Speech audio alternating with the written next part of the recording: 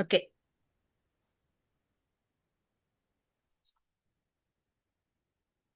దేవునికి వందనాలు.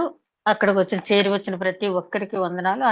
ఆ దేవాదేవుడు మళ్ళీ ఒకసారి జూమ్ ద్వారా ఈ సాయంకాల సమయంలో మనందరూ ఇలా కలుసుకునే అవకాశం దయచేసిన దేవునికి వందనాలు చెల్లించుకుంటున్నాం. ఈ రోజు మెయిన్ లైన్ చర్చెస్ అన్నిట్లో కూడా త్రిత్వ పండుగ అంటే ఓల్డ్ టెస్ట్మెంట్ అంతా కూడా తండ్రి అయిన దేవుడు తన ప్రవక్తల ద్వారా మనల్ని హెచ్చరింపు చేయటం, అదే విధంగా ఆయన స్వరం మనకు వినిపించటం, అనేక విధాలుగా అప్పుడప్పుడు కమ్మెంట్ గోలాగా ఆత్మను పంపించడం, ఆ విధంగా ఓల్డ్ టెస్ట్మెంట్ అంతా జరిగింది. ఇక సువార్త విషయానికి వచ్చేటప్పటికి సర్వమానవ పాప పరిహారార్థం మరి యేసుక్రీస్తు శరీరావతారిగా వచ్చి ఆ శిలువ మీద మరణం పొంది పునరుత్థానం పొందిన తర్వాత ఆయన ఆరోహణ అయ్యేటప్పుడు చెప్తాడు, నేను మిమ్మల్ని అనాథలుగా చేయను, ఆదరణకర్తను పంపిస్తానని. అది పెంతెకోస్తు పండుగ మనం అబ్జర్వ్ చేసాం.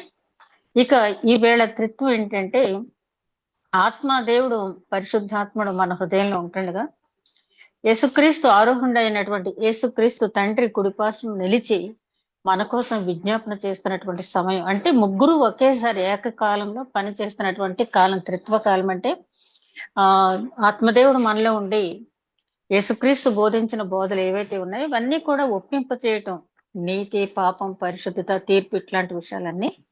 అదే విధంగా ఆయన మన కోసం తండ్రి కుడిపార్శ్వాన్ని నిలబడి విజ్ఞాపన చేస్తున్నప్పుడు తండ్రి ఆ విజ్ఞాపనను ఆలకించడం. ఎట్ ఏ టైం ముగ్గురు కూడా పనిచేసే కాలం ఇది. అట్లాంటి కాలాన్ని గుర్తు చేసుకుంటున్నాం మనం. మరి పండుగను గుర్తు చేసుకోవడం మాత్రమే కాకుండా ఫిలాసఫీలు కూడా బాడీ, మైండ్, సోల్ థియరీ అని చెప్పి మిడివల్ పీరియడ్ లో రీనే డిస్కార్ట్ అండ్ ఫిలాసఫర్ దీన్ని వెస్టర్న్ కంట్రీస్ లో చాలా చక్కగా అర్థమయ్యేటట్టు చెప్పడం జరిగింది. కాబట్టి నిత్యరాజ్య ప్రవేశానికి బాడీ, మైండ్, సోల్ ఈ మూడు కూడా పరిశుద్ధంగా ఉన్నప్పుడు మాత్రమే మనం ఆ నిత్య రాజ్య ప్రవేశం పొందుతాం. కాబట్టి ఎప్పటికప్పుడు మనల్ని వాక్యం ద్వారా పరిశీలించుకుంటూ ఆయన వైపు చూస్తూ వాక్యం ద్వారా మనల్ని పరీక్షించుకోవటానికి మంచి సమయం అనుగ్రహించిన దేవుని బట్టి వందనాలు చెల్లించుకుంటూ ఈరోజు జెఫన్యా గ్రంథం 2వ అధ్యాయంలో 3వ వచనం మూలవాక్యంగా తీసుకుందాం. జెఫన్యా గ్రంథం 2వ అధ్యాయం 3వ వచనం. దేశంలో సాత్వికులై ఆయన న్యాయ విధులను అనుసరించు సమస్త దీనులారా యెహోవాను వెదకుడి. మీరు వెదకి వినయము గలవారే నీతిని అనుసరించిన ఎడల ఒకవేళ ఆయన ఉగ్రత దినమున మీరు దాచబడుదురు. మరొకసారి చూద్దాం వాక్యం. దేశంలో సాత్వికులై ఆయన న్యాయ విధులను అనుసరించు సమస్త దీనులారా యెహోవాను వెదకుడి. మీరు వెదకి వినయము గలవారే నీతిని అనుసరించిన ఎడల ఒకవేళ ఆయన ఉగ్రత దినమున మీరు దాచబడుదురు. ప్రేమ మేడం మా తండ్రి, ఇంతవరకు క్షేమంగా కాపాడిన పరమేశ్వర స్తుతినైనా వందనాలు తండ్రి. మేమేమై ఉన్నామో కేవలం అది నీ ఉచితమైన కృపలైనా తండ్రి. ఈ తరుణం మాకు అనుగ్రహించినంత వందనాలు అయ్యా. భయంకరమైనటువంటి వేడి గాల్పుల్లో ఉన్నాం. ఏదేమైనప్పటికీ మేము జలముల్లో పడి వెళ్ళినా నీవు ఉన్నావు తండ్రి, అగ్నిలో పడి వెళ్ళినా నీవు ఉన్నావు తండ్రి. మా దాగు చోటు, మా శైలము, మా కోట, మా శృంగము నీవే కదా తండ్రి. దయగలమా కృప మమ్మల్ని కాచి కాపాడి సజీవ లెక్కలు ఉంచినందుకు ఒకసారి వందనాలు చెల్లించుకుంటూ, అదే విధంగా జెఫన్యా ప్రవక్త ద్వారా చేసిన హెచ్చరికలు నేను ఈ రోజుకి కూడా మేము అనుసరించవలసినవే, పరిశీలించుకోవలసినవే. అట్టి హెచ్చరికలను నాయన మేము ధ్యానిస్తూ ఉంటాడుగా ఆయన పరిశుద్ధాత్మ నడిపింపు ధ్యానిస్తున్న నాకు, వింటున్న ప్రతి ఒక్కరికి దయచేయమని, వినుచున్న ప్రతి ఒక్కరికి వినగలిచేవి, గ్రహించగల మనసు, ఆచరించగలిగే హృదయం దయచేయమని. అయ్యా, కడవరి కాలం రాకడ సమయం చివరి అంచున మేమున్నాం తండ్రి. ఆ సంగతి గుర్తెరిగి నాయన ప్రతి ప్రవక్త చెప్పిన ప్రవచనాలు నాయన మా జీవితాలకు అన్వయించుకుంటూ మమ్మల్ని మేము దిద్దుబాటు చేసుకునే జ్ఞానం మాకు అనుగ్రహించమని, ఈ కార్యక్రమం ఎట్టి అవరోధం లేకుండా తండ్రి, ఆటంకాలు లేకుండా, ఏ రకమైన ఇబ్బంది లేకుండా కార్యాంతం నేను బహుగా స్థుతించిన భాగ్యం దయచేయమని, అదేవిధంగా నాయన 2026వ సంవత్సరం మే నెల 31వ తేదీ ఈ 5వ నెలలో చివరి రోజు నిన్ను ఇలా స్థుతించుకునే కృప అనుగ్రహిస్తున్న తండ్రి. నాయన దినములు ఎంతో త్వరగా గడిచిపోతున్నాయి తండ్రి. నాయన దాంతో పాటు మా ఆధ్యాత్మిక జీవితాన్ని కూడా మేము మెరుగుపరుచుకునే జ్ఞానం మాకు అనుగ్రహించమని మా ప్రభువును నీ ప్రియ కుమారుడని యేసుక్రీస్తు ద్వారా వేడుకుంటున్నాం తండ్రి. ఆమేన్. మరొకసారి మీ అందరికీ కూడా వందనాలండి. ఇక్కడ మనం గమనించినట్లయితే జెఫన్యా ప్రవక్త గురించి, అదే విధంగా ఫస్ట్ చాప్టర్ కూడా మనం ధ్యానించుకున్నాం. అయితే ఒక 1 వీక్ మనకి మధ్యలో గ్యాప్ వచ్చింది కాబట్టి ఒకసారి రికాప్చులేట్ చేసుకుంటే, జెఫన్యా ప్రవక్త పేరు యొక్క అర్థం యెహోవా దాచెను అని అర్థం. ఇది బైబిల్లో 36th బుక్. చిన్న ప్రవక్తల్లో ఈయన 9వ ప్రవక్త. 3 అధ్యాయాలు, 53 వచనాలు, 617 మాటలు, 14 హెచ్చరికలు, 4 వాగ్దానాలు ఉంటాయి. ఎందుకు ఈ స్టాటిస్టిక్స్ నేను తీసుకున్నాను అంటే, చాలా తక్కువ మాటల్లో 3 అధ్యాయాల్లో ఆయన చేసినటువంటి హెచ్చరికలు 14 సార్లు యెహోవా చెప్పినది ఏమనగా యెహోవా వాక్ అని చెప్పి 14 సార్లు హెచ్చరిక చేసిన విధానాన్ని మనం గమనించినట్టయితే, ఇచ్చిన వాగ్దానాలు 4, హెచ్చరికలు 14. ఆ ప్రతి హెచ్చరికలోనూ కూడా ఆయన ప్రేమ మనకి కనపడుతూ ఉంటుంది. ప్రతి హెచ్చరికలో కూడా ఆయన ప్రేమ అనేది మనకి కనపడుతూ ఉంటుంది. కాబట్టి ఆ ప్రేమని మనం అర్థం చేసుకున్నట్టయితే, ఎందుకు ఆ దేవుడు ఇంతమంది ప్రవక్తల ద్వారా మనల్ని హెచ్చరిస్తూ ఉన్నాడంటే, యెహెజ్కేలు గ్రంథకర్తతో ఆయన చెప్తాడు కదా 18వ అధ్యాయంలో, దుర్మార్గుడు తన దుష్టత్వాన్ని బట్టి నశించిపోవడం నాకు ఇష్టం లేదు, కానీ దుర్మార్గుడు తన క్రియలను మార్చుకుని, తన మార్గమును మార్చుకుని నా వైపు తిరిగిన ఎడల అతనిలో ఉన్నటువంటి కఠినమైన మనసు తీసివేసి మాంసపు గుండెను అతనికి ఇస్తాను అని చెప్పి ఆయన చెప్పడం జరిగింది. ఎన్నోసార్లు ప్రవక్తల ద్వారా ఈ మాట చెప్పడం అనేది జరిగింది. అలాగే పేతురు గారు కూడా ఆయన రాసినటువంటి పత్రిక, 2వ పత్రికలు అంటే చాలా మంది ఎప్పుడూ రెండో రాకడాన్ని మా చిన్నప్పటి నుంచి అంటున్నారు, రావట్లేదు అనుకుంటారు. కానీ ఆయన అంతటా అందరూ మారు మనసు పొందాలని దీర్ఘశాంతం వహిస్తున్నాడు అని చెప్పి, ఆ దీర్ఘశాంతం వహిస్తున్నాడు కాబట్టి ఎలాగైనా మనం ప్రవర్తించవచ్చు అనుకుంటే, ఆయన ఇక చాలు అనే మాట ఎప్పుడైతే అంటారో మనకు తెలియదు. ఆ క్షణం మనకు తెలియదు. ఇద్దరు కూర్చుని తిరగలి విసురుతూ ఉంటే, ఆ విసురుతూ ఉన్న వారిలో ఒకరికి పైకి లేకపోడతారు, లేకపోతే భార్య భర్తలు ఉంటే పక్కన భార్య లేకపోతే భర్త ఎవరో ఒకరు పైకి లేకపోడతారు. పక్కనున్న వారికి తెలియదు ఏం జరుగుతుందని, కను రెప్పపాటులో జరుగుతుందని చెప్పి మరి మత్తయి సువార్త 24వ అధ్యాయంలో కూడా మనం చదివాం కదా. కాబట్టి ఈ క్షణమే మనది, మరుక్షణం మనది కాదు అని చెప్పి మనం ఎప్పటికప్పుడు ప్రిపరేషన్ లో ఉండటానికి ఈ ప్రవక్తల ప్రవచనాలని మనకి ఎంతో ఉపయోగకరమైనవి. అదే విధంగా జెఫన్యా ప్రవక్త గురించి మనం ధ్యానించుకున్న టైంలో, ఆయన ఒక యాజకుడు, ప్రధాన యాజకుడు. అంటే అప్పట్లో ఉన్నటువంటి ప్రధాన యాజకుడు హిల్కియాతో పాటు ఈయన 2వ ప్రధాన యాజకుడు. ఇతడు రాజవంశానికి చెందినవాడు, ఒక ప్రవక్త, అదే విధంగా హెచ్చరికలు చేసేవాడిగా, మధ్యవర్తిగా అనేక పాత్రలు ఈయన పోషించడం అనేది జరిగింది. చాలా పవర్ఫుల్ గా కూడా, అంటే దేవుడు చెప్పిన మాటని ఏమాత్రము దాపరికం లేకుండా ఎంత ఫోర్స్ గా దేవుడు చెప్పాడో, అదే ఫోర్స్ తో ఒకవేళ నేను ఇలా చెప్తే నా ప్రాణం పోతుందేమో, నాకు శిరశ్ఛేదం జరుగుతుందేమో అని ఆలోచించకుండా ఆయన దేవుడు చెప్పిన మాటని చెప్పినట్టు అంత ఫోర్స్ గా. అందుకనే మనం జెఫన్యా ప్రవక్త, హగ్గయి ప్రవక్త చెప్పినటువంటి ప్రవచనాలు మనం గమనించినట్టయితే, ఆయన ఎంత ఉగ్రత గురించి దేవుడు ఎంత దాన్ని ఏమంటారు ఇంటెన్సిటీ తోటి చెప్పారో, అదే దాంట్లో వీళ్ళు కూడా చెప్పడం అనేది జరిగింది. వాళ్ళకి ఎంతసేపు కూడా దేవుడు చెప్పమన్న మాట యాజ్ ఇట్ ఈజ్ గా చెప్పినట్టుగా మనం గమనించగలం. అదే విధంగా ఈయన ద్వారా 2 ప్రవచనాలు చెప్పబడినాయి.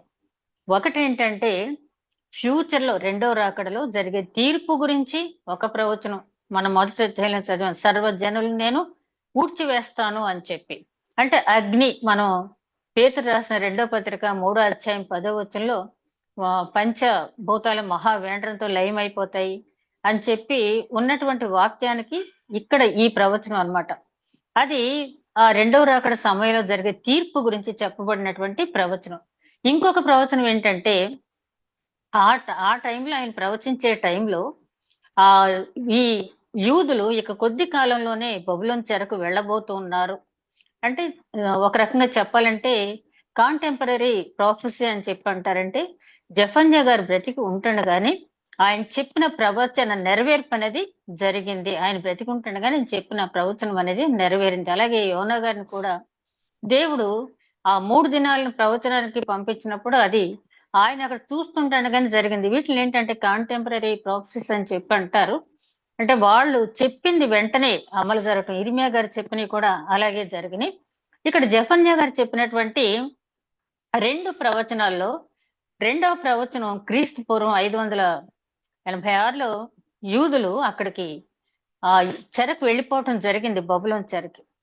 ఏదైతే జెఫన్యా గారు చెప్పారో, ఎట్లాగైతే వాళ్ళు చెరకు కొనుక్కోబడతారని దేవుడు దాన్ని హెచ్చరించినట్టుగా చెప్పాడో అదే విధంగా అక్కడ జరిగింది. అయినప్పటికీ కూడా వాళ్ళలో మార్పేమీ లేదు. వాళ్ళ కళ్ళ ఎదురుగుండా మరి ద్వితీయోపదేశకాండం 18వ అధ్యాయం 18వ వచనంలో దేవుడు చెప్తాడు, ఒక ప్రవక్త ఆ దేవుడు పంపించిన ప్రవక్త కాదా అని మీరు పరీక్షించాలంటే అతను చెప్పిన ప్రవచనం నెరవేర్పు జరిగిందా లేదా అని మీరు పరీక్షించి చూసినట్టయితే ఆ నెరవేర్పు జరిగితే ఖచ్చితంగా అతను దేవుని చేత ఏర్పాటు చేయబడినటువంటి ప్రవక్త అని చెప్పి అక్కడ చెప్పడం జరిగింది.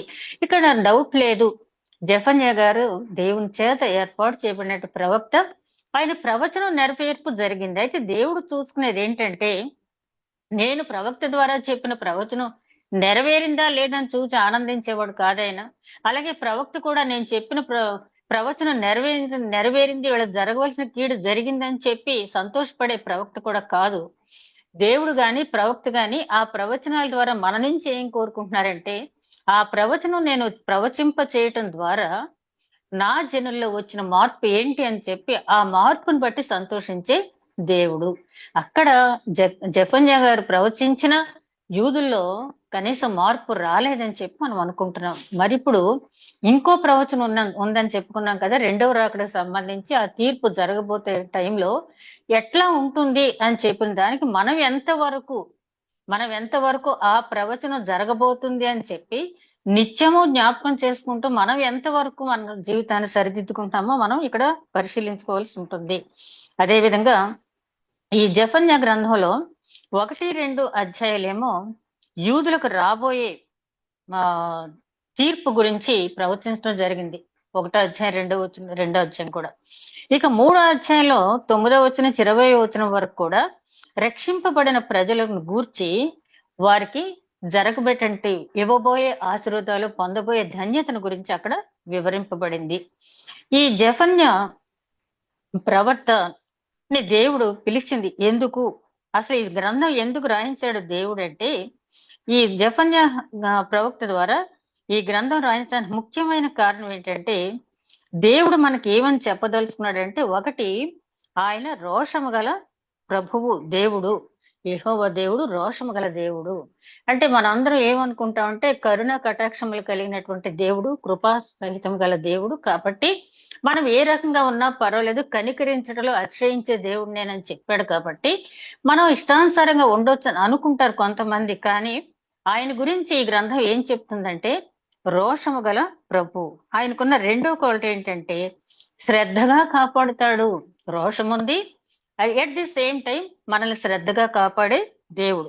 మూడోది ఏంటంటే ఆయన ఇచ్చే తీర్పు ఎట్లా ఉంటుందంటే పరిశుద్ధతను బట్టి ఇచ్చే తీర్పు. అందుకని దావీదు మహారాజు అంటాడు కదా, ఆంతర్యంలో పరిశుద్ధతను కోరే దేవుడు నీవు, అంతరంగంలో పరిశుద్ధతను కోరే దేవుడు నీవు. అంటే దేవుడు తీర్పిచ్చేటప్పుడు మన పై వేషధారణ లేకపోతే మన పై ప్రవర్తన లేకపోతే ఇతరులు ఇచ్చే సర్టిఫికేట్ మీద కాదు, కానీ మన అంతరంగంలో ఉన్న పరిశుద్ధతను బట్టి దేవుడు తీర్పిస్తాడు. ఇది మూడో క్వాలిటీ. ఒకటి, రోషము గల దేవుడు. రెండోది, ఎంత రోషము గల దేవుడు అంతగా మనల్ని భద్రంగా కాపాడుతాడు. మూడోది ఏంటంటే అంతరంగంలో పరిశుద్ధత కోరి అంతరంగంలో పరిశుద్ధతను అనుసరించి తీర్పు ఇచ్చే దేవుడు. కాబట్టి నా తర్వాత ఏమంటున్నాడంటే, దేవుడు నిరీక్షణ కలిగి ఉండండి, నేను తీర్పు ఇచ్చే వరకు కూడా ఇంకా ఎప్పుడు అనుకోవద్దు. ప్రకటన గ్రంథంలో అక్కడ ఆ నాథ సత్యస్వరూపి, మేము ఇంకా ఎంతకాలం వేచి ఉండాలి తీర్పు కోసం అని ఆత్మలు అడిగినప్పుడు అక్కడ వాళ్ళకి వచ్చిన జవాబు ఏంటంటే, ఇంకా పరిశుద్ధుల హతసాక్షుల సంఖ్య ఇంకా చేర్చబడవలసి ఉంది, ఆ చేర్చబడవలసి ఉండే వరకు మీరు వెయిట్ చేయాలని చెప్పి అక్కడ చెప్పడం జరిగింది. కాబట్టి తీర్పు అనేది తథ్యం, తప్పదు తీర్పు అనేది. అయితే ఆ తీర్పు ఎప్పుడు అని విసిగిపోకుండా ఎప్పుడైనా సరే తప్పనిసరిగా ఈ పని జరుగుద్ది అన్నప్పుడు మనం ఎట్లాగైతే నిరీక్షిస్తామో దేనికైనా, ఫర్ ఎగ్జాంపుల్ మన పిల్లలు ఎవరైనా దూర ప్రాంతం నుంచి వస్తున్నారు, తప్పకుండా ఈ రోజు వస్తారన్నప్పుడు ఒకవేళ 2-3 గంటలు లేట్ అయినా 1 గంటలో వస్తానన్న వాళ్ళు రాలేదని చెప్పి మనం ఇంటికి వచ్చాం కదా, ఆ బిడ్డను మనం చూసి తీసుకుని ఇంటికి వచ్చే వరకు కూడా అక్కడే వెయిట్ చేస్తాం, పరిస్థితులు ఎట్లా ఉన్నా సరే. అలాగే దేవుడు ఏమంటున్నాడంటే, తీర్పు అనేది అది తప్పనిసరిగా జరిగేది. కాబట్టి మీరు నిరీక్షణతో ఉండండి. నిరీక్షణ లేకపోతే మీరు ప్రమాదంలో పడతారు. చూడండి, ఇప్పుడు తప్పిపోయిన గొర్రె ఉదంతంలో అక్కడేంటి, ఒక గొర్రె తప్పిపోయిందని కాపరి ఏం చేశాడు? 99 గొర్రెలను విడిచిపెట్టి ఒక గొర్రెను వెతకటానికి వెళ్ళాడు. ఎందుకంటే ఈ కాపరికి 99 గొర్రెల మీద ఉన్న నమ్మకం. నేనున్న ఒక్క గొర్రె కోసం వెళ్తే ఇవెక్కడ పోతాయి అనే అనుమానం ఆయనకి లేదు. అట్లాగా ఆ తప్పిపోయిన గొర్రెని భుజాల మీద వేసుకుని కాపరి వచ్చే వరకు కూడా ఆ టైం లిమిట్ అనేది లేకుండా గొర్రెలు ఎట్లాగైతే అక్కడ ఉన్నమన్న చోట ఉన్నవో, మనం కూడా తీర్పు జరిగే వరకు కూడా అదే విశ్వాసంతో మనం ఉండాలని అక్కడ చెప్పడం అనేది జరిగింది. అదే విధంగా పరిశుద్ధత గురించి ఎక్కువగా ఆయన చెప్పే మాట, మీరు పరిశుద్ధులుగా ఉండండి అని. మొదటి అధ్యాయంలో ఒకసారి మనం ఇంపార్టెంట్ పాయింట్స్ చూసినట్టయితే 1వ అధ్యాయం 6వ వచనం మనం గమనించినట్లయితే ఇక్కడ చెప్పినటువంటి మాట, యెహోవాను అనుసరించ 1వ అధ్యాయం 6వ వచనంలో ఆయన చెప్తున్నటువంటి మాట, ఆయన పిలిచిన వారిని ఆయన ప్రతిష్ఠించాడు. ఆయన పిలిచిన వారిని ఆయన ప్రతిష్ఠించాడు అంటే ఆయన కాపుదల కాశాడు. ఈ రెండోది మనం గమనించినట్టయితే అందులో ఇంపార్టెంట్ మాటను మనం గమనించినట్లయితే, నేను యెహోవాను అనుసరింపక ఆయనను విసర్జించి ఆయన యొద్ద విచారణ చేయని వారిని నేను నిర్మూలం చేసేదని అంటున్నాడు. ఒకటి, ఆయన పిలిచిన వారిని ఆయన కాపాడతాడు. రెండోది 1వ అధ్యాయం 6వ వచనంలో ఏమంటున్నాడంటే, మేలైనను కీడైనను చేయలే దేవుడు అని చెప్పి కొంతమంది అనుకుంటారంట. దేవుడు మేలైనా కీడైనా చెయ్యడు అని చెప్పి వాళ్ళ మనసులో అనుకుంటారు, పైకి అనటం కాకుండా. అంటే దేవుని యొక్క ఆ మనసుని వాళ్ళు ఏ రకంగా అర్థం చేసుకుంటారంటే 12వ అధ్యాయం 2వ భాగంలో ఆ ద్రాక్షారసం వంటి వారే యెహోవా మేలైనను కీడైనను చేయువాడు కాదని మనసులో అనుకుని వారిని నేను శిక్షింతును. ఒకటి, ఆయన ఏర్పాటు చేసుకున్న వారిని ఆయన ప్రతిష్ఠించుకుని కాపాడుకుంటాను అంటున్నాడు. ఇందాక మనం చూసాం కదా, ఆయన రోషము గల దేవుడు, అట్ ది సేమ్ టైం ఆయన మనల్ని చాలా శ్రద్ధగా కాపాడే దేవుడు. అంటే ఒక కుటుంబంలో ఆ రోజుల్లో ఒక బిడ్డని నాజీరుగా చేసినట్టయితే ఆ నాజీరుగా సమర్పించుకున్న బిడ్డను ప్రతిష్ఠించుకున్నప్పుడు ఎంతో జాగ్రత్తగా చూసుకునే వాళ్ళని తల్లిదండ్రులు, ఆ బిడ్డ తప్పు మార్గంలో నడవకుండా. ఎందుకంటే దేవుని ప్రతిష్ఠించుకున్నాం కాబట్టి. అయితే ఆ తల్లిదండ్రులు తీసుకున్న బాధ్యత నేను తీసుకుంటున్నాను. నేను ఎవరినైతే ఏర్పాటు చేసుకున్నానో నేను ఎవరినైతే నేను ప్రతిష్ఠించుకున్నానో వారిని నేను కాపాడుకుంటాను. అంటే ఆయనకి ఏం పక్షపాతం లేదు. మనుషులు పరీక్షిస్తాడు, వీళ్ళు పనికొచ్చే వాళ్ళు, వీళ్ళు విశ్వాసంతో నిలిచే వాళ్ళని చెప్పి ఆయన ఎవరిని గురించి ఆయన తలుస్తాడో వాళ్ళని నేను కాపాడుకుంటానని చెప్తూ, ఇక 12వ వచనంలో ఏమంటాడంటే, కొంతమంది దేవుడు మేలైనను కీడైనను చేయడం చాలా నిశ్చింతగా ఉంటారంట. వాళ్ళని అన్నాడు, మడ్డి మీద ద్రాక్షారసం వంటి వారు. అంటే మేము పైకి కనపడం, ఈ మడ్డిలో కలిసిపోయాము కాబట్టి దేవుడు మమ్మల్ని ఏమీ చేయడు, మేలైనా కీడైనా చేయుడు అని చెప్పి వాళ్ళు అనుకుంటారంట. దీన్నే థీయిజం అని చెప్పి, అంటే సృష్టికర్త సృష్టిని చేసిన విధానాన్ని గురించి చాలా ఇజమ్స్ అనేవి వచ్చినాయి. అది తర్వాత ఎవల్యూషన్ థియరీ కూడా వచ్చింది. ఈ థీయిజం అంటే ఏంటంటే, వీళ్ళు ఏమంటారంటే దేవుడు సృష్టిని అయితే చేశాడు. కొంతమంది ఏతిస్టులు ఏమంటారు, దేవుడు సృష్టిని చేయలేదు, కోతి నుంచి మానవుడు వచ్చాడు అని చెప్పి వాళ్ళు ఆ రకంగా మాట్లాడతారు. ఆ ప్రకృతివాదులేమో దానికి అదే సృష్టి ఏర్పడింది అంటారు. ఇక్కడ థీయిజంకి వచ్చేటప్పుడు వీళ్ళు ఏమంటారంటే దేవుడు ఉన్నాడని ఒప్పుకుంటారు, కానీ వాళ్ళు అనేది ఏంటంటే దేవుడు సృష్టిని అయితే సృష్టించాడు, కానీ ఆ సృష్టిని క్రమపరచలేని స్థితిలో దేవుడు ఉన్నాడు. చూడండి, పెద్దలు సామెత చెప్తూ ఉంటారు, బిడ్డలు కంటాం గాని బిడ్డల్ని రాతలు కంటామా, ఏదో అడ్డాలు నాడే బిడ్డలు కానీ గడ్డాలు నాడే బిడ్డలు, ఇలాంటి సామెతలు మామూలుగా తల్లిదండ్రులకు చెప్పుకుంటూ ఉంటారు. కానీ మన పరమ తండ్రి అట్లాంటి వాడు కాదు కదా. ఈ సృష్టిని ఆయన ఏదైనా చేయగలడు, సముద్రాన్ని శాసించగలడు, మేఘాలను శాసించగలడు. ఆయన సృష్టించిన సృష్టిని ఆయన ఎట్లాగైనా, సైన్యములకు అధిపతి యెహోవా అని చెప్పి ఆయనకి ఎందుకు పేరు వచ్చిందంటే, ఈ సృష్టి అంతా ఆయన గుప్పిట్లో ఉంది. ఆయన ఎట్లాగైనా దీన్ని, ఈ చిన్న కీటకం మొదలుకొని పెద్ద వృక్షం వరకు, లేకపోతే పెద్ద జంతు సింహం వరకు, ఏనుగు వరకు, ఏదైనా కూడా ఆయన ఆజ్ఞకు లోబడి పని చేయవలసిందే. మత్స్యం మరి యోనాని మింగమంటే ఇమీడియట్ గా ఆ మత్స్యం యోనాని మింగింది. కాబట్టి ఆయన సైన్యంలో ఉన్నవారు వీళ్ళందరూ కూడా. అయితే వీళ్ళు అజ్ఞానంతో ఏమంటారంటే, దేవుడు సృష్టిని సృష్టించేశాడు, మేము కాదంటలేదు, కానీ దేవుని వల్ల ఏమీ కాదు. అందుకనే మరి ఈ మధ్య నాకైతే సరిగ్గా స్పాట్ అయితే గుర్తులేదు కానీ కాలిఫోర్నియాలో లాస్ ఏంజల్స్ లో ఒక సిటీ కట్టుకున్నారు కదా, నో గాడ్ సిటీ అని చెప్పి. అదేమైంది మనందరికీ తెలుసు కదా, ఖాళీ బూడిదైపోయింది. దానివల్ల పక్కనున్న అరణ్యాలు అంటుకోవటం, ఎంత జన నష్టం, ఎంత ఆస్తి నష్టం కూడా జరిగింది. నో గాడ్ సిటీ అని, మాకు దేవుడు లేడు. ఈ థీయిస్టులు అనమాట వీళ్ళందరూ కూడా.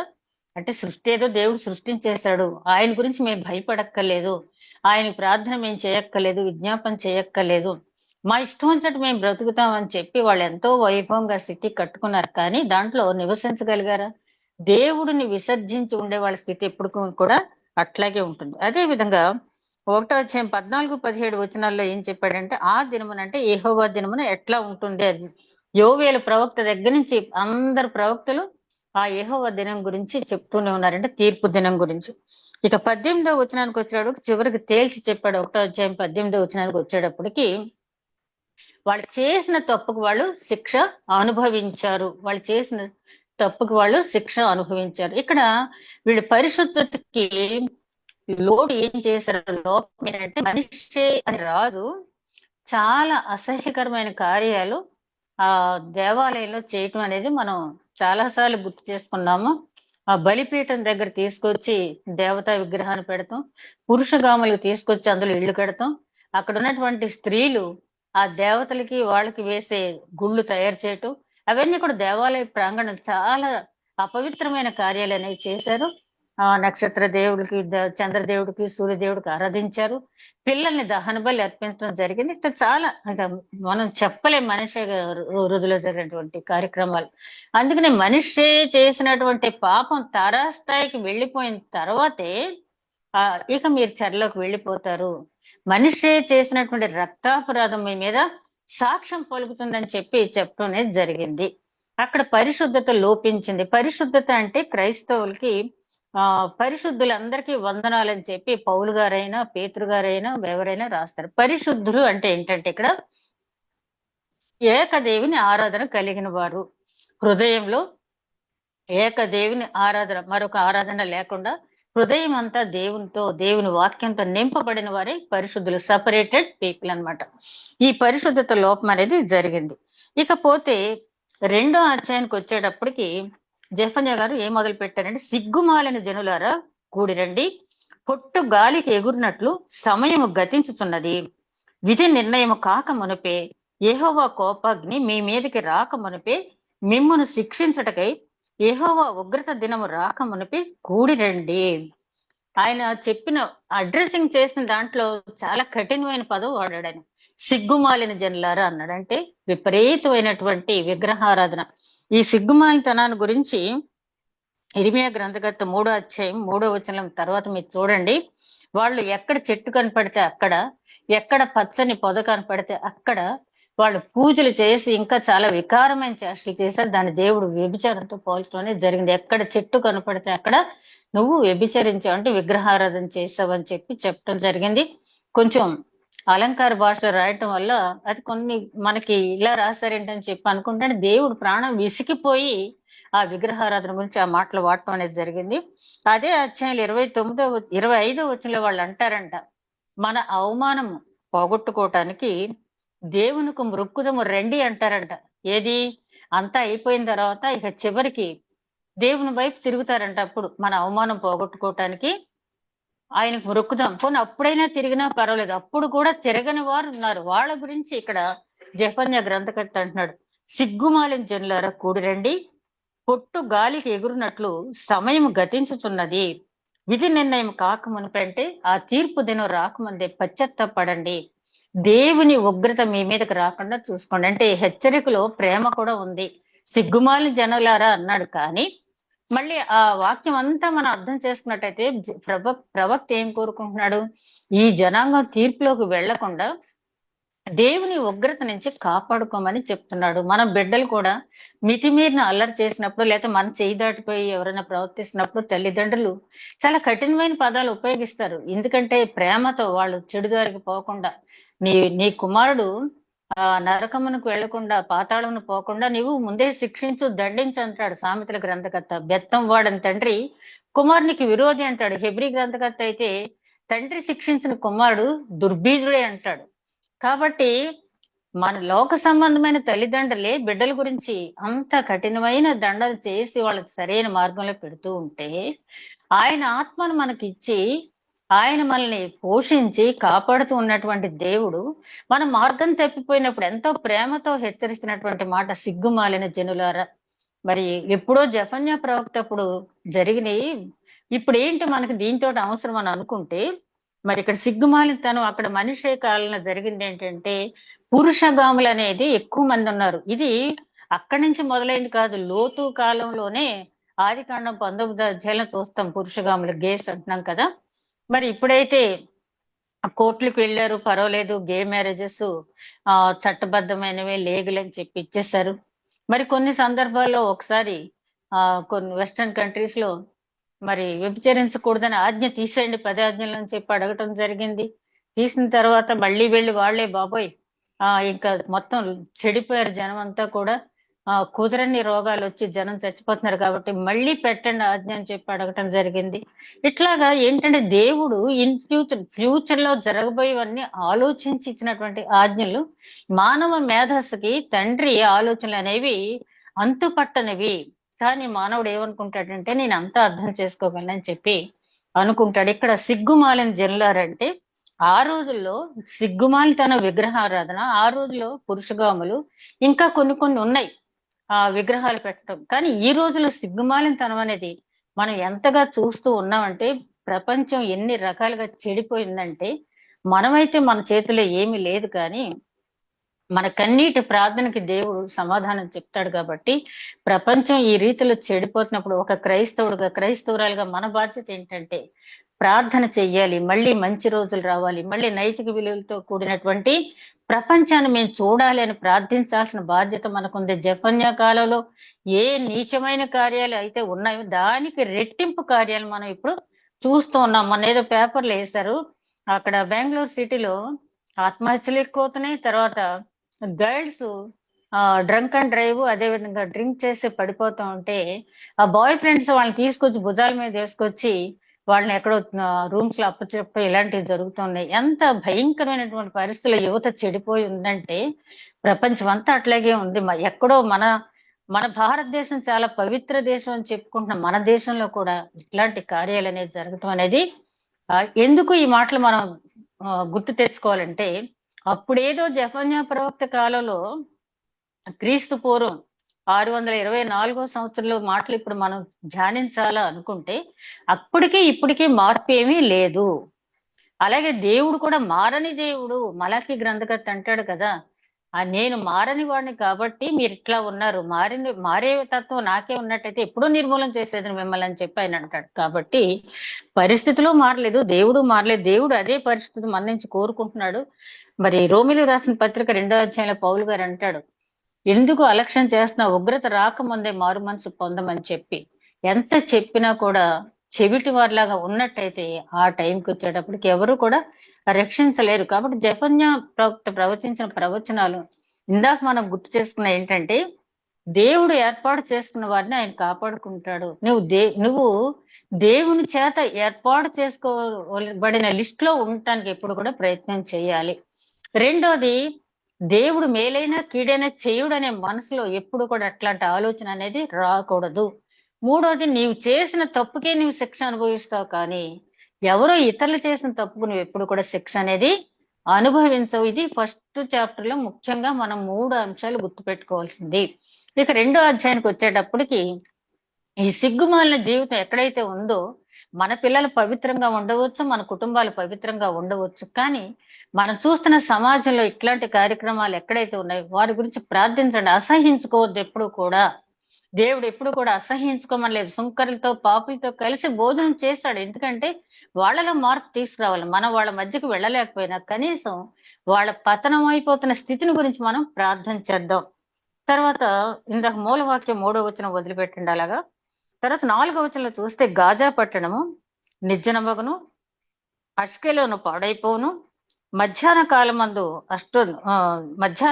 అష్టోదు వారు బయటికి పారద్రోలబడుదురు, ఎక్రోను పట్టణము దున్నబడును, సముద్ర ప్రాంతమందు నివసించు కెరేతీయులారా మీకు శ్రమ, ఫిలిష్తీయుల దేశమైన కనాను నిన్ను గూర్చి యెహోవా సెలవిచ్చినదేమనగా, నీ యందు ఒక కాపుర శ్రేణులు లేకుండా నేను నిన్ను లయము చేతును.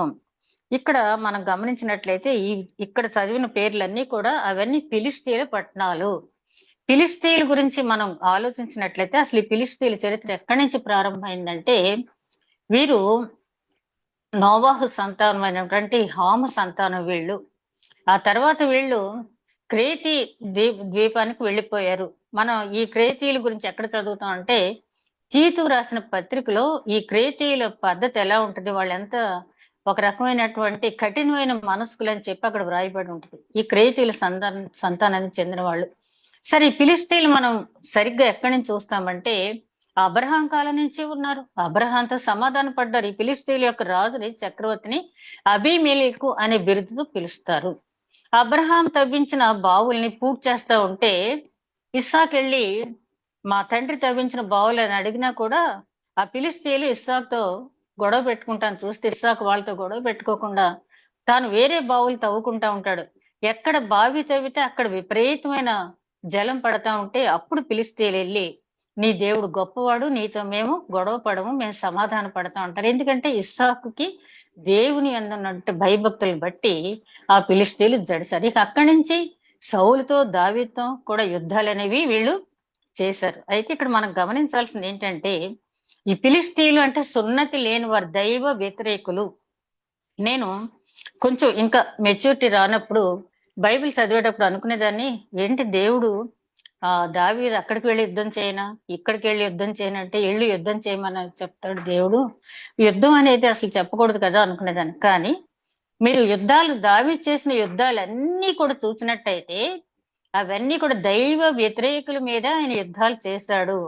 ఎందుకంటే దైవ వ్యతిరేకులతో భూమి నింపబడి ఉంటే అది ఎప్పటికైనా ప్రమాదం అని. ఈ మాట బైబిల్లోనే అబీగయీలు అంటది. ఒకసారి దావీదుని ఎదుర్కొని వచ్చి, మూర్ఖుడైన తన భర్త దావీదుకి చేసిన అవమానానికి అతను చంపేద్దామని అనుకున్నప్పుడు, నాబాలుని చంపుదామని అనుకున్నప్పుడు, అబీగయీలు పనివారి చేత ఈ సంగతి తెలుసుకుని దావీదు దగ్గరికి ఎదురెళ్ళినప్పుడు అప్పుడు దావీదుతో అంటది, నీకెందుకు రక్తాపరాధం తెచ్చుకుంటావు, ఇంతవరకు నువ్వు యెహోవా యుద్ధాలు చేశావు అంటది. ఎంత వైజ్ లేడీ అబీగయీల్ అంటే సుబుద్ధి గల రూపసి అని అర్థం. ఆమె చెప్పిన మాట, నీవు ఇప్పటి వరకు చేసిన యెహోవా యుద్ధాలు చేశావు, ఇలా పగ తీర్చుకోవడానికి చేస్తే రక్తాపరాధం నీ చేతికి అంటుకుంటది కదా అని చెప్పి అంటం జరిగింది. అంటే దేవుడు ఎప్పుడు యుద్ధానికి వెళ్ళమని చెప్పినా దైవ వ్యతిరేక మార్పుకి అవకాశం ఇచ్చి మారనప్పుడు మాత్రమే వారి మీద యుద్ధం చేయటం అనేది జరిగింది. ఇప్పుడు మనం చదివిన ఈ పట్టణాలన్నీ కూడా ఫిలిష్తీయులకు చెందిన పట్టణాలు. ఈ ఫిలిష్తీయుల గురించి చెప్పాలంటే వీళ్ళకి మొదటి నుంచి కూడా కొంచెం దేహదారుఢ్యం ఎక్కువ. గొలియాతు గురించి మనకు తెలుసు కదా, దేహదారుఢ్యం ఎక్కువ. వీళ్ళు సైనికులు ఎక్కువగా ఉండేవాళ్ళు. ఈ 5 పట్టణాలు, ఇప్పుడు నేను చదివిన 5 పట్టణాలకి 5గురు అధికారులు ఉండేవాళ్ళని సర్దార్లు అనేవాళ్ళు. ఆ సర్దార్ అనే పదం ఇక్కడి నుంచే వచ్చింది. ఈ 5గురు పట్టణాలని కలిపి పంచాయతీ అని మొట్టమొదటిగా అప్పుడు అన్నారంట, పంచాయతీ అని. అది కూడా అక్కడి నుంచే వచ్చింది. ఈ సర్దార్లు ఈ పంచాయతీ కలిసి వీళ్ళు చుట్టుపక్కల ప్రాంతాన్ని శాసించేటటువంటి రీతికి వాళ్ళు ఎదిగిపోయారు. ఆ టైంలో ఒక మాట ఉంటది, ఫిలిష్తీయుల గురించి చెప్పాలంటే చాలా చరిత్ర ఉంటది. ఒక్క మాటలో చెప్పాలంటే వాళ్ళు దైవ వ్యతిరేకులు, శరీర సంబంధులు. వాళ్ళు దేహదారుఢ్యాన్ని చూచి వాళ్ళకు వాళ్లే పొంగిపోయేటటువంటి మనుషులు. గొలియాతు గురించి మనకు తెలుసు కదా, నన్ను ఎవరేం చేస్తారో చూడండి అని ఎన్ని రోజులు, 1 2 40 రోజులు ఛాలెంజ్ చేశాడు ఇశ్రాయేలీని. అట్లాంటి ఒక రకమైనటువంటి వాళ్ళ సెల్ఫ్ కాన్ఫిడెన్స్ అన్నమాట, మమ్మల్ని ఎవరు కూడా ఏమీ చేయలేరని. అట్లాంటి ఫిలిష్తీయుల గురించి మనం ఆలోచించినప్పుడు దావీదు ఒడిసెల రాయితో కొట్టాడు. అంటే యుద్ధము యెహోవాదే అని చెప్పి దావీదు నిజంగా చూస్తే గొలియాతును జయించగలడా? జయించలేడు. కానీ ఎట్లా జయించగలిగాడు? ఫిలిష్తీయుడని గొలియాతుని ఎలా జయించగలిగాడంటే, ఈ సున్నతి లేని ఫిలిష్తీయుడు జీవము గల దేవుని బిడ్డలను ఛాలెంజ్ చేయటమా అంటే పౌరుషంతో. దావీదుకి విశ్వాసం ఉంది దేవుడి పట్ల, ఆ విశ్వాసపు క్రియ కూడా అక్కడ కనపరిచాడు. కాబట్టి దావీదు ఫిలిష్తీయుల్ని కొంతవరకు అణిచాడు. తర్వాత వాళ్ళు మళ్ళీ ప్రబలిపోయారు. అంతకుముందు సమూయేలు టైంలో కూడా ఫిలిష్తీయులు చాలా విపరీతంగా బాధ పెట్టారు ఇశ్రాయేలీని. పెట్టినప్పుడు అక్కడ ఒక మాట ఉంటది, ఏంటంటే సమూయేలు మొదటి గ్రంథం 7వ అధ్యాయం 13వ వచనంలో, సమూయేలు బ్రతికి ఉన్నంత కాలము యెహోవా హస్తము ఫిలిష్తీయులకు విరోధముగా ఉండెను. మొదటి సమూయేలు 7:13 మీరు తర్వాత చూడండి. 2వ భాగం ఆ వచనంలో సమూయేలు బ్రతికున్నంత కాలము యెహోవా హస్తము ఫిలిష్తీయులకు విరోధముగా ఉండెను. అంటే ఆయనే చేశాడు యుద్ధం ఫిలిష్తీయులతో సమూయేలు బ్రతికున్నంత కాలం. ఎందుకని? సమూయేలు ఏమన్నా పెద్ద గ్రేట్ పర్సనాలిటీ లేకపోతే దేహదార్జ్యం కలవాడు అదేనా కాదు. సమూయేలు ప్రార్థన. ఇంకా ముందుకెళ్తే సమూయేలు తల్లి ప్రార్థన పర్రాలు. ఆమె మొక్కగానే ఈ బాలుడైన సమూయేలు కూడా బ్రొక్కేనా అని ఉంటది అక్కడ. కాబట్టి ఓల్డ్ టెస్ట్మెంట్ లో 2-3 చోట్ల సమూయేలు ప్రార్థించనను అని, అంటే ప్రార్థనకు సింబల్ గా సమూయేలు పేర్కోవడం జరిగింది. అంటే ఫిలిష్తీయులు ఎదిరించాలంటే ఒకటి, దావీదు ఎలాగ ఎదిరించాడు? అతను ఈ సున్నతి లేని ప్రజలు దేవుని బిడ్డలు బాధ పెట్టడం ఏంటని చెప్పి ఒక పౌరుషంతో యుద్ధం నాది కాదు యెహోవాదే అని చెప్పి అతనిలో ఉన్న విశ్వాసాన్ని క్రియ ద్వారా చూపించాడు అక్కడ దావీదు. ఇక్కడ సమూయేలు ఏం చేశాడంటే ప్రార్థన చేశాడు. 7వ అధ్యాయం చూడండి. సమూయేలు మొదటి గ్రంథం 7వ అధ్యాయం తర్వాత మొత్తం చదవండి. వీళ్ళు ఏ పాపాలు చేశారో ఇశ్రాయేలీలు, అప్పుడు మిస్పా అనే ప్రాంతాన్ని తీసుకొచ్చి సమూయేలు వాళ్ళందరినీ నిలబెట్టి, ఇదిగో మీరంతా ఈ పాపం చేశారు, మారుమనసు పొందండి, మీకోసం ప్రార్థన చేయకపోతే నేను పాపం చేసిన వాడిని అవుతాను, కాబట్టి నేను తప్పకుండా ప్రార్థన చేస్తాను అని ప్రార్థన చేస్తాడు. దేవుడు సమూయేలు ప్రార్థన ఆలకించనని ఉంటది అక్కడ. అంటే దైవ వ్యతిరేకమైన శక్తులు ఫిలిష్తీయులే కాదు, మన చుట్టూ ఎంతో మంది ఉంటారు. ఈ రోజుల్లో క్రైస్తవులు ఎన్నో సమస్యలు ఎదుర్కొంటూ ఉంటున్నారు దైవ వ్యతిరేక శక్తులతో. మరి ఆ రోజు దావీదు ఎట్లాగైతే పౌరుషంతో జయించాడో, సమూయేలు ప్రార్థనతో ఎట్లాగైతే జయించాడో దాన్ని మనం ఆదర్శంగా తీసుకోవాలి. అదే ఫిలిష్తీయుల్ని మరి సంసోను మనందరికి తెలిసిందే కదా. సంసోను తను బ్రతికున్న కాలంలో చంపిన వారి కంటే ఎక్కువ మందిని చివరిని చంపుతాడు. ఎలాగంటే, దేవా ఈ ఒక్కసారి నన్ను జ్ఞాపకం చేసుకో, నీ ఆత్మను నా మీద ఉంచు అని చెప్పి అడిగినప్పుడు దేవుడు సంసోను జ్ఞాపకం చేసుకున్నాడు. ఆయన ఆత్మను అంటే అంతకు ముందంతా నాజీరుగా ఉండబడినవాడు, మనందరికీ తెలుసు అతని దగ్గర దేవుడు ఆత్మ ఎందుకు వెళ్ళిపోయిందో. ఆ చివరిని అడుగుతాడు, ఈ ఫిలిష్తీయులను బట్టి ఒక్కసారి నన్ను జ్ఞాపకం చేసుకో. నాకు ఆ వాక్యం చదివినప్పుడల్లా చాలా దుఃఖం వస్తుంది. ఎందుకంటే నాజీరుగా ప్రతిష్ఠించబడిన వాడు, ఎంతో ఘనత నొందినవాడు, చాలా మంచివాడు సంసోను. కానీ ఒక స్త్రీ లోలత్వం వల్ల అతను పాడైపోయాడు. ఏదేమైనప్పటికీ చివరిని ఫిలిష్తీయుల గురించి అడుగుతాడు. అడిగినప్పుడు దేవుడు అతని ప్రార్థన ఆలకించాడు, ఆత్మను పంపించినప్పుడు ఎన్నో వేల మందిని ఒకేసారి చంపేస్తాడు. అంటే మనం దైవ వ్యతిరేకమైన శక్తుల్ని మనం జయించాలంటే మనకేం కావాలంటే ప్రార్థన కావాలి, విశ్వాసంతో కూడిన క్రియ కావాలి, దేవుని ఆత్మ మన మీదకి రావాలంటే, దేవుని ఆత్మ మన మీదకి రావాలి అంటే అందుకు తగినటువంటి జీవితం మనం కలిగి ఉన్నప్పుడు తప్పకుండా దేవుడు పంపిస్తాడు. ఈ 3 రకాలుగా ఆనాడు ఫిలిష్తీయుల్ని వాళ్ళందరూ ఎట్లాగైతే జయించారో, ఈనాడు ఫిలిష్తీయులు మన చుట్టూ లేకపోయినా ఫిలిష్తీయులు వంటి వారు దైవ వ్యతిరేకులు మన చుట్టూ ఎంతో మంది ఉన్నారు. కాబట్టి వాళ్ళని జయించడానికి ఎట్లాగైతే సమూయేలు చేసిన ప్రార్థనకి దేవుడు సమూయేలు పక్షాన నిలబడి ఇశ్రాయేలుకి ఫేవర్ చేసి మరి ఫిలిష్తీయులకి తన హస్తాన్ని విరోధంగా ఉంచిన దేవుడు ఈ రోజు కూడా నీవు నిజంగా దేవుని సన్నిధిలో మొరపెట్టినప్పుడు తప్పనిసరిగా నీ వ్యతిరేకులకు వైపు విరోధంగా చేయి చాపడానికి దేవుడు ఉన్నాడు. కాబట్టి ఆ విధంగా మనం దైవ వ్యతిరేకుల్ని జయించగలుగుతాం. అంతే తప్పించి మరొక విధంగా మనం జయించలేం. అది ఫిలిష్తీయుల గురించి ఇక్కడ చెప్పబడినటువంటి మాట. తర్వాత చూసినట్టయితే కింద వచనాల్లో ఫిలిష్తీయుల దేశమైన కనాను నిన్ను గూర్చి యెహోవా సెలవిచ్చినదేమనగా, నీ యందు ఒక కాపురశ్రేణి లేకుండా నేను నిన్ను లయం చేతును. సముద్ర ప్రాంతము, గొర్రెల కాపర్లు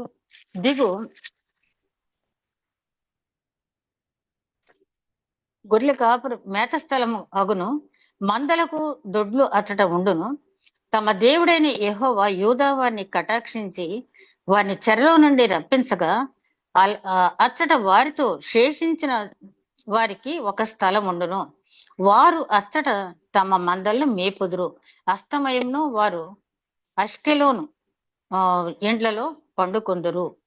అంటే ఈ ఫిలిష్తీయులకి ఏం చెప్తున్నారంటే, దేవుడు మిమ్మల్ని సంహరిస్తాడు, మీరు సంపాదించిందంతా కూడా దేవుని ప్రజలైనటువంటి యూదా వారిలో శేషించిన వారు శేషించిన వారంటే ఇక్కడ అర్థం ఏంటంటే ఆ దేవుని తీర్పు తర్వాత ఆయన చేత ఆ మంచి నడవడిక కలిగి వారు నీతిమంతులుగా తీర్చబడిన వారు అక్కడ నివసిస్తారని చెప్పి, అంటే ఫిలిష్తీయుల ప్రాంతాల్ని దేవుని బిడ్డలు ఆక్రమించుకుంటారు.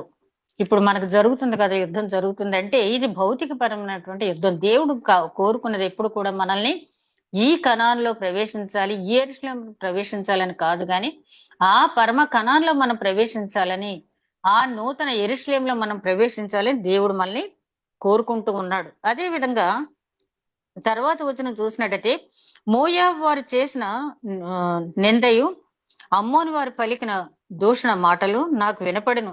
వారు నా జనులు సరిహద్దుల్లో ప్రవేశించి అతిశయపడి వారిని దూషించిరి. నా జీవం తోడు మోయాబు దేశమును సొదొమ పట్టణం వలెను, ఆ అమ్మోను దేశమును గొమర్ర పట్టణం వలెను అగును అని ముండ్ల చెట్లకును ఉప్పు గోతులకును స్థానమై నిత్యము పాడుగా ఉండును. నా జనులలో శేషించు వారు ఆ దేశంలో దోచుకుందరు, నా జనుల్లో శేషించు వారు వాటిని స్వతంత్రించుకుందరు. కాబట్టి ఇశ్రాయేల్ దేవుడైన సైన్యములకు అధిపతి యెహోవా ఇదే, వారు అతిశయపడి సైన్యములకు అధిపతి యెహోవా జనులను దూషించరి కనుక వారి గర్వమును బట్టి ఇది వారికి సంభవించును. ఇక్కడ చెప్తున్న మాట చాలా స్పష్టంగా ఎవరి గురించి అంటే అమ్మోనీయుల గురించి, మోయాబీల గురించి. వీళ్ళెవరో మనకు తెలుసు. వీరెవరు? లోతు సంతానం, అంటే అబ్రహాము తమ్ముడి యొక్క సంతానం. ఈ సంతానం ఎలా వచ్చారో కూడా మనకు తెలుసు, ఆ లోతు ఇద్దరు కుమార్తెల వల్ల. అయితే వీళ్ళకి దేవుడు చాలా కన్సిడర్ చేస్తాడు. వీళ్ళు ఏంటంటే ఐగుప్తు నుంచి ఇశ్రాయేలీలు వచ్చేటప్పుడు మోయాబీల్ని అమ్మోనీయుల్ని మీరేం చెయ్యొద్దు, ఎందుకంటే వాళ్ళు మీకు దయాదులే, అన్నదమ్ముల బిడ్డలే కాబట్టి వాళ్ళని మీరేమీ చేయొద్దు అన్నప్పుడు ఈ మోయాబీలు ఇశ్రాయేల్ పట్ల చాలా కఠినంగా ప్రవర్తిస్తారు. వాళ్ళకి కనీసం మంచినీళ్ళు కూడా ఇవ్వరు, మంచినీళ్ళకి డబ్బులు ఇస్తానన్న కూడా ఇవ్వరు, అసలు మా ప్రాంతం నుంచి నడిచి వెళ్ళొద్దు అంటారు, అంత కఠినంగా ప్రవర్తించారు. అది మాత్రమే కాకుండా మోయాబీ రాజు బాలాకు చేసింది ఏంటంటే ఆ సిప్పరో కుమారుడైనటువంటి బిలాముని పిలిపించి ఇశ్రాయేల్ శపించడానికి బిలామును తీసుకొస్తాడు. దేవుడు ఆ శాపోచనాలు దీవెనలుగా ఇశ్రాయేల్కి మారుస్తాడు, అది వేరే సంగతి. అయితే ఆ మోయాబీలు చేసిన చెడ్డ ఆలోచనతో అమ్మోనీయులు కూడా కలిశారు. కాబట్టి దేవుడు ఏమంటాడంటే మోయాబీల గురించి 10 తరాల వరకు కూడా నా సన్నిధిలో మీరు ప్రవేశించడానికి అర్హులు కారు అంటారు. తర్వాత రూతు గురించి మనకు తెలుసు, ఆవిడ మోయాబీరేలే. సరే, అంటే అమ్మోనీయులకి మోయాబీలకి ఇచ్చిన శిక్షను బట్టి మనం నేర్చుకోవాల్సింది ఏంటంటే వీరిలో లోపించింది ఏంటంటే సహోదర ప్రేమ లోపించింది. సహోదర ప్రేమ అనేది లోపించింది. మనకి ఓల్డ్ టెస్ట్మెంట్ లో నిర్గమకాండలో 10 ఆజ్ఞలు ఇచ్చారు, 20 అధ్యాయాలు మనకి. ఆ తర్వాత సువార్తల్లోకి వచ్చేటప్పటికి ఒక శాస్త్రి వచ్చి యేసుక్రీస్తుని బోధకుడా నిత్య జీవం పొందటాన్ని నేనేం చెయ్యాలంటే నీ దేవుడని యెహోవాను పూర్ణ ఆత్మతో, పూర్ణ శక్తితో, పూర్ణ మనసుతో నువ్వు ఆరాధించు, నీ పొరుగు వాడిని ప్రేమించు, ఈ రెండూ చెయ్యని చెప్తాడు. అది సువార్తలు. అయితే పత్రికలకు వచ్చాడు పౌలు గారు 13వ అధ్యాయంలో ఆయన అంటాడు, 8వ వచనంలో అనుకుంటా, ఆయన అంటాడు సహోదరుని ప్రేమించిన వాడే ధర్మశాస్త్రాన్ని నెరవేర్చిన వాడు. అంటే ధర్మశాస్త్రం నెరవేర్పు అంతా కూడా ఎందులో ఉంది? సహోదర ప్రేమలో ఉంది. ఎందుకంటే సహోదరుని ప్రేమించినాడు ఆటోమేటిక్ గా దేవుణ్ణి ప్రేమిస్తాడు, దేవుణ్ణి ప్రేమించిన వాడు, నిజంగా ప్రేమించిన వాడు ఆటోమేటిక్ గా సహోదరుని ప్రేమిస్తాడు. అయితే యెమ్మోనీయుల్లో మోయాబీల్లో లోపించింది ఏంటంటే సహోదర ప్రేమ. మళ్ళీ మనం పరిశీలించుకోవాల్సింది ఏంటంటే ఒకవేళ ఇది ఏదన్నా కారణం చేత మనం వెలుగులో ఉన్నాము, దేవుడు వెలుగై ఉన్నాడు, మరి సహోదరుని ద్వేషించేవాడు నా వాడు కాదు, వాడు చీకట్లో ఉన్నట్టని దేవుడు చెప్తున్నాడు. కాబట్టి ఏదైనా కారణం చేత ఒకవేళ మన సహోదరుల పట్ల వాళ్ళు మనకు చేసిన చాలా పెద్ద కీడు వల్ల ఒకవేళ వాళ్ళు మన దూరం పెట్టినట్టయితే ఈ వాక్యం చదివిన తర్వాత ఒక్కసారి మనల్ని మనం పరిశీలించుకుని మరి మోయాబీలు అమ్మోనీయులు పడినటువంటి శిక్ష మనకు పడకూడదు. కాబట్టి అవతల వాళ్ళ మార్పు రానివ్వకపోనివ్వండి, మనం మాత్రం వాళ్ళ పట్ల మనసులో క్షమిద్దాం, అవసరమైతే వాళ్ళతోటి పొలైట్ గా మాట్లాడదాం. అది ఈ వాక్యం ద్వారా మనం. రెండోది, యెమ్మోనీయులకి మోయాబీలకి ఉన్న రెండో గుణం ఏంటంటే వీళ్ళకి అతిశయం ఎక్కువ ఉందంట. వీళ్ళకి చాలా అతిశయం ఉంది.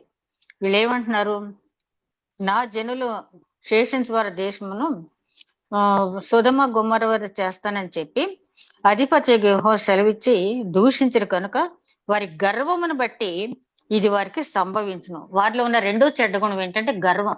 ఈ గర్వానికి ప్రతిఫలం మనకు తెలుసు కదా. లూసిఫర్ దేవుని ఎదురుగుండా సభా పర్వతం మీద చక్కగా దేవుని ముఖాన్ని చూచి ఆనందించే స్థితిని కోల్పోయింది లూసిఫర్ కదా. ఆ గర్వంతో సామెతల గ్రంథకర్త కూడా అంటాడు కదా 6వ అధ్యాయం 16-17 వచనాల్లో, ఆ దేవునికి అసహ్యమైన కార్యాల్లో ఈ గర్వం కూడా ఉంది. కాబట్టి ఈ మోయాబీలు అమ్మోనీయుల్లో ఉన్నటువంటి ప్రేమరాహిత్యం, ఈ గర్వం ఒకసారి మళ్ళీ మనం పరిశీలించుకుందాం. ఇవాళ జెఫన్యా ప్రవక్త ప్రవచనాల ద్వారా మనం పరిశీలించుకుందాం. ఇకపోతే తర్వాత జనముల ద్వీపంలో నివసించు వారందరూ తమ తమ స్థానముల నుండి తనకే నమస్కారం చేయనట్లు భూమిలోనున్న దేవతలను ఆయన నిర్మూలం చేయను. యెహోవా వారికి భయంకరుడుగా ఉండును. ఇక మొత్తం విగ్రహాలన్నీ తీసివేయబడతాయి తీర్పు టైంకి. ఈ శేషించిన యూదులకి ఏ జనములో వారైనా లేచి నమస్కరిస్తారంట. మేము కూడా మీ పక్షాన్ని ఉంటాం, మేము కూడా మీ దేవుణ్ణి ఆరాధిస్తామంటారని జకర్యా గ్రంథంలో మనం చూస్తాం. తర్వాత 12వ వచనంలో, కూషీలారా మీరును నా ఖడ్గం చేత హతులగుదురు. ఆయన ఉత్తర దేశం మీద తన హస్తమును చాపి అశ్షూరు దేశమును నాశనము చేయును. నేనువే అశ్షూరు దేశం అశ్షూరీలకి ఇశ్రాయేల్ని అప్పచెప్పాడు కదా దేవుడు. అయితే వాళ్ళు కొంచెం ఓవర్ యాక్షన్ అంటారు కదా, అలాగా ఇశ్రాయేల్ చాలా బాధ పెట్టారు. కాబట్టి ఏదో నా జనుల్ని వాళ్ళకి బుద్ధి రావాలని కొంతకాలం నీకు అప్పచెప్తే నువ్వు అలా చేసావు కాబట్టి అశ్షూరియని దండించే దండం నా దగ్గర వేరే ఉందంటాడు యెషయా గ్రంథంలో. కాబట్టి దేవుని బిడ్డలు ఒకవేళ ఏదైనా తప్పు చేసి మనకు దొరికినప్పుడు ఆ దేవుని బిడ్డలు కనుక ఒకవేళ మన బిడ్డ ఏదైనా తప్పు చేసి పక్కింటికి వెళ్తే పక్కింట్లో కాసేపు కూర్చోబెడితే ఆ పక్కింటి వాళ్ళు మన బిడ్డను హింసించారనుకోండి, మన కోపం ఎలా ఉంటది? ఏదో వాడు బుద్ధి తెచ్చుకుంటాడని కాసేపు అక్కడ నేను ఉంచితే నా బిడ్డను హింసిస్తావు, నీ పని చెప్తాను అంటాం కదా. అట్లా దేవుడు కూడా నేను నా బిడ్డల్ని నేను ఏదేదో బుద్ధి చెప్తా నీ దగ్గర పంపిస్తే నువ్వు వాళ్ళని హింసించావు కాబట్టి నీ సంగతి నేను చెప్తున్నాను అని చెప్పి అశ్షూరీయుల్ని వాళ్ళు దండించే దండన వేరే ఉందని. తర్వాత అశ్షూరీయుల్ని చాలా వాళ్ళు దేవుని రాజ్యానికి అంటే దేవుని సముఖానికి చాలా దూరంగా వెళ్ళిపోయిన పరిస్థితి వాళ్ళు కొని తెచ్చుకుంటారు. ఆ తర్వాత అంటాడు, మీరు హస్తం నీనివే పట్టడమును పాడు చేసి దాన్ని ఆరిపోయిన ఎడారి వలె చేదును. దానిలో పశుల మందలు పండుకొనును, సకల జాతి జంతువులను గుంపులుగా కూడును. గూడబాతులను తుంబోళ్లను వారి ద్వారములపై కమ్ముల మీద నిలుచును. పక్షుల శబ్దములను కిటికీల నుండి వినపడును. గడపల మీద నాశనము కనిపించును. వారు చేసుకున్న దేవదారు కర్ర పని అంతటిని యెహోవా నాశనం చేయనంటే నినివే పట్టణాన్ని ఎట్లా నాశనం చేస్తాడు దేవుడు అని జెఫన్యా గ్రంథకర్త చెప్తున్నాడు. ఈ ప్రవచనం ప్రవక్త అయిన యెషయా గ్రంథం దగ్గర నుంచి యెషయా చెప్పారు, తర్వాత ఇర్మియా, యెహెజ్కేలు, ఆ తర్వాత ఓబద్యా, మీకా, ఆమోసు, జెఫన్యా, తర్వాత జకర్యా కూడా వీళ్ళ గురించి చెప్పడం అనేది ఈ నీనివే పట్టణం తర్వాత ఈ నహూము గ్రంథం తర్వాత ఈ నీనివే పట్టణం అసలు కనపడదు అనుకోండి. అట్లా చేస్తాను అని చెప్పి నీనివే పట్టణానికి విధించబోయే శిక్ష ఇచ్చాడు. తర్వాత ఎందుకు శిక్షిస్తున్నానంటే అక్కడ చూస్తే మన 15వ వచనంలో, నా వంటి పట్టణం మరి ఒకటి లేదని మరియు మురియుతూ ఉత్సాహపడుతూ నిర్విచారంగా ఉండిన పట్టణం ఇదే, అది పాడైపోయినే మృగములు పండుకున్న స్థలమాయనే అని దాని మార్గమున పోవు వారందరూ చెప్పుకుంటూ ఈసడించు పొమ్మని చేసేక చేదురు. నీనివే పట్టణాన్ని చూసి అందరూ అనుకుంటారంట, ఇది చెడిపోయింది, ఎలాగైపోయింది అంటే ఒకప్పుడు ఎంతో వైభవం కలిగిన పట్టణం కదా, ఇట్లాగైపోయింది అంటే గూడబాతులు నివసిస్తున్నాయి, పక్షులు వచ్చి నివాసం చేస్తున్నాయి ఏంటని చెప్పి ఎందుకు నీనివే పట్టణాన్ని దేవుడు అలా చేశాడంటే దానికి కూడా విపరీతమైన గర్వం ఏంటంటే ఆ నీనివే పట్టణాన్ని కట్టిన అతను ఎవరు? నిమ్రోదు. ఆదికాండం 10వ అధ్యాయంలో చూస్తాం. నిమ్రోదు పరాక్రమమైన వేటగాడు, దేవుని ఎదుట పరాక్రమమైన వేటగాడు. ఆ నిమ్రోదుకి చాలా బలం ఉంది. బాబేలు గోపురం కట్టడానికి ప్రయత్నం చేసిన ఆయనే కదా. అట్లాంటి నిమ్రోదు ఎంత గర్విష్టో ఆ పట్టణ ప్రజలు కూడా అంతే గర్వంతో ఉన్నారు. ప్రవక్త అయిన యోనాను పంపించాడు. వాళ్ళలో స్వల్పకాలం మార్పు వచ్చింది. తర్వాత 100 years 150 years తర్వాత మళ్ళీ ఒక అబద్ధ ప్రవక్త వెళ్ళిన తర్వాత మళ్ళీ పాడైపోయారు. అందుకని ఇక అసలు నీలో నివాసం ఉండే వాళ్ళే ఉండరు. ఎందుకంటే నిన్ను చూచి నువ్వు గర్వించావు, ఆహా నేను నా అంతటి పట్టణం మరి దేశంలో ప్రపంచంలో లేదు అని చెప్పి. అంటే ఒకవేళ మనం గొప్ప ఇల్లు కట్టుకోవచ్చు, లేకపోతే గొప్ప కారు కొనుక్కోవచ్చు, లేకపోతే ఇంకేదైనా చేసుకోవచ్చు. దేవా నీకు స్తోత్రం, నువ్వే కదా నాకు ఇచ్చావు అని చెప్తే దేవుడు సంతోషిస్తాడు. నా ప్రాణమా తినుము త్రాగుము స్తుతించుము అని చెప్తే దేవుడు ఎంతో సంతోషించే దేవుడు. అంతేగాని నా ప్రాణమా తినుము త్రాగుము సుఖించుము అని చెప్పే వాళ్ళకి ఎప్పుడైనా కూడా శిక్ష అనేది ఉంటుందని నినివే పట్టణం ద్వారా మనం తెలుసుకోవాల్సింది ఏంటంటే, ఏదైనా దేవుడు నాకు ఇచ్చిందే, ఒక జ్ఞానమైన, వివేచనైన, తెలివైన, ఆరోగ్యమైన, సంపదైన, మరేదైనా పౌలు గారు అంటాడు కదా, నేనేమై ఉన్నానో అది దేవుని కృప వల్లనే అయ్యున్నానని చెప్పి ప్రతి క్షణం మనం గుర్తుపెట్టుకోకపోతే నినివే పట్టణానికే దిక్కులేదు. మనం ఎంత నినివే పట్టణంతో పోల్చుకుంటే మనం ఎంత. కాబట్టి ప్రతి క్షణం కూడా ఏది మనం పొందినది ఏది కూడా ఆయన లేకుండా మనం పొందలేదు అని చెప్పి ప్రతి క్షణము ఆయనకు కృతజ్ఞతాస్తుతులు చెల్లించాలి. అది కూడా మనం బిడ్డలకి నేర్పించాలి. ఇప్పుడు జెఫన్యా ప్రవక్త ద్వారా 2వ అధ్యాయంలో మనం నేర్చుకున్న ముఖ్యమైన అంశాలు ఏంటంటే, సిగ్గుమాలిన జనులారని సంబోధించి హేయకరమైన అంశాలు ఏదైతేనో వాటిని సరి చేసుకోండి, దేవుని ఉగ్రత మీ మీదకి రాకముందే వాటిని సరి చేసుకోండి అని చెప్పాడు. తర్వాత ఫిలిస్తీన్ లాంటి సమస్యలు మనకు వచ్చినప్పుడు మనం ఏం చేయాలి? సమూయేలు వలె ప్రార్థన చేయాలి, దావీదు వలె విశ్వాసంతో పోరాడాలి, మరి సంసోను వలె పరిశుద్ధాత్మను పొందుకుని ఎదిరించాలి.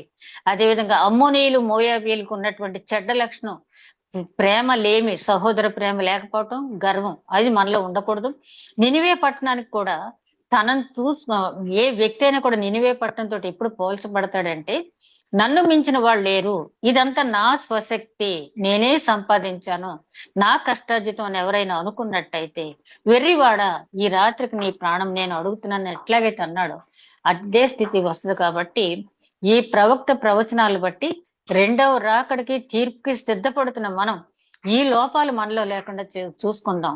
అట్టి నడిపింపు దేవుడు మనకి అనుగ్రహించను గాక. దయగలమా ప్రభా, ధ్యానించిన వాక్యం నూరంతలుగా ఫలింపు చేయమని, ఏ ఆటంకం లేకుండా కార్యాంతమునన్ని స్తుతించుకునే భాగ్యం దయచేసినందుకు మరొక్కసారి వందనాలు చెల్లించుకుంటూ, మేలైనను కీడైనను చేయడని ఆ రోజుల్లో వారు ఏ రకమైనటువంటి తప్పు ఆలోచనలు ఉన్నారో అట్లాంటి ఆలోచనలు ఎవరైనా మా చుట్టుపక్కల ఉన్న వారికి దేవుని గురించి వివరించి చెప్పి నిత్యరాజ్య ప్రవేశానికి వారిని ఆయత్తపరచగలిగే జ్ఞానం మాకు దయచేయమని, రానున్న కాలంలో నాన్న భయంకరమైన పరిస్థితులు ఎదుర్కోవటానికి మాలో ఉన్న విశ్వాసాన్ని మరింతగా నీ కృపచేత మేము పెంపొందించుకునే భాగ్యం దయచేయమని, మా ప్రభువును నీ ప్రియ కుమారుడని యేసుక్రీస్తు ద్వారా వేడుకుంటున్నాం తండ్రి.